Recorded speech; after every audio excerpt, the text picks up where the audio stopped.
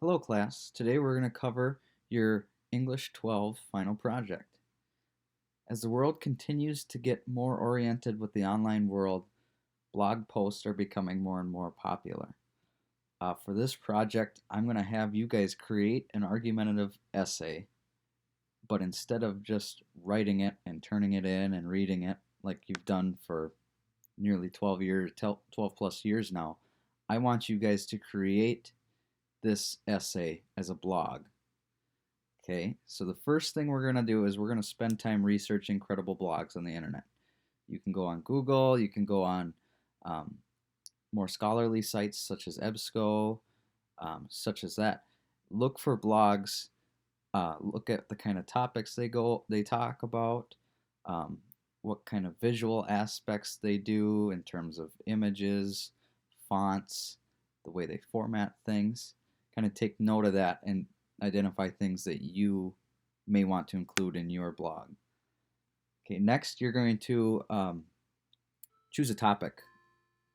You obviously want to talk about an argumentative topic because this is an argumentative essay, and most blogs are very argumentative in the sense that they are cited.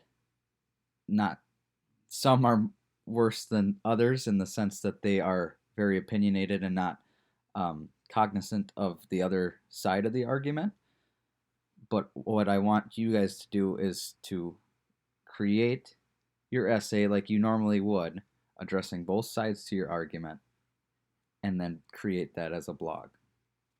If you're struggling to choose a topic, you can use this site that I have in the rubric and handout. It has a couple lists of topics that you can talk about, whether it be global, local, social issues, um, something that's kind of controversial, and then you're going to make an argument based off of that topic. Okay, once you have your topic, you're going to start to research this for this topic. Okay, use scholarly databases like EBSCO to find sources. I want to have a minimum of 4 sources in your blog/paper. And then once you've written your paper, it's pretty much what you're going to do is you're going to write this paper out like it is a paper, and then essentially you're just going to copy and paste onto your blog. Okay, so once you have written your essay, a minimum of 3 pages and a maximum of 5, create your free blog at edublogs.org. It's pretty simple. You click on get a free blog, you fill out everything. I already have one here, so it's pretty simple, very self-explanatory. Just use your school email. All will be good. And like I said, so you essentially write your essay as if you're going to turn it in as a paper form, and then now you're going to insert it into your blog. Now, things to consider. A lot of blogs are, they appear in reverse chronological order, meaning the most recent post is going to appear on the top. So if I posted today, that'll appear on the top of what I posted yesterday, if that makes sense.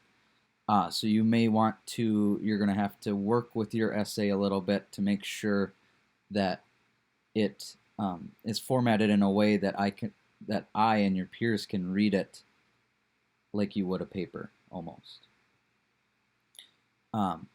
A lot of blogs are not very wordy, so you may also want to work with that. You might not want to, if you have shorter paragraphs, that might be perfect. You can kind of just put it right in a blog post.